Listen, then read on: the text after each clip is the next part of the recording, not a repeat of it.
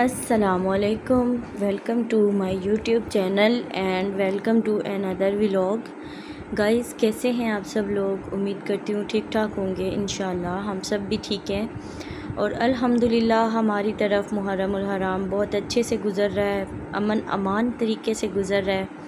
آج غالباً 6 محرم ہو گئی ہے اور بس محرم میں ہماری کوئی روٹین نہیں، جیسے کہ میں نے پہلے بھی آپ کو بتایا تھا، بس چھوٹے موٹے گھر کے کام، بچوں کو اور گھر والوں کو کھانا ہی کھلا دیتے ہیں سمپل سا بنا کے۔ اور زیادہ تر ہم لوگ عزاداری پہ جاتے ہیں تو وہاں سے ہمیں مل جاتی ہے نیاز، پھر ڈیلی بیس پہ نیاز ہی کھاتے ہوتے ہیں تو گھر میں اتنا کچھ بھی نہیں بناتے۔ یہاں پہ میں عزاداری پہ جانے کی تیاری کر رہی ہوں اور اس سے پہلے بس میں بچوں کو اور گھر والوں کو شیک بنا کے دے رہی تھی کہ چلیں شیک پی کے چلے جائیں، اور پھر نہ جانے عزاداری کب ختم ہو اور پھر بچوں کو نا بھوک لگ جاتی ہے، اور ساتھ بھی بچوں کے فیڈر پیک کر کے لے گئی تھی۔ اور وہاں پہ عزاداری پہ جب ہم گئے تو وہاں پہ عالم صاحب جو تھے انہوں نے مصائب پڑھا تھا جناب بی بی زینب سلام اللہ علیہا کے بچوں کا۔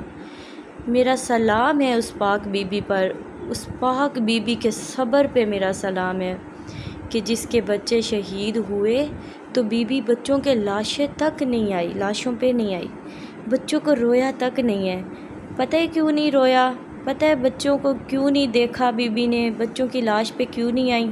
کیونکہ بی بی جس عزم کو لے کے مدینہ سے کربلا آئی تھیں، جو میری پاک بی بی کا اپنے بھائی کے ساتھ مل کر اسلام بچانے کا مشن تھا، بس اس میں ممتا رکاوٹ نہ آ جائے۔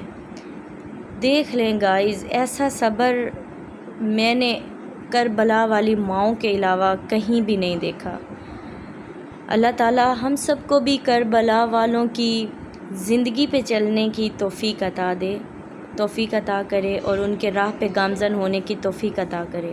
بس ہم لوگ واپس آئے ہیں، نیاز کو ان پیک کیا ہے، میں نے پلیٹ میں ڈالا ہے، اب ہم سب لوگ کھا رہے ہیں اور اس کے بعد ہم لوگ سو جائیں گے۔ بائے۔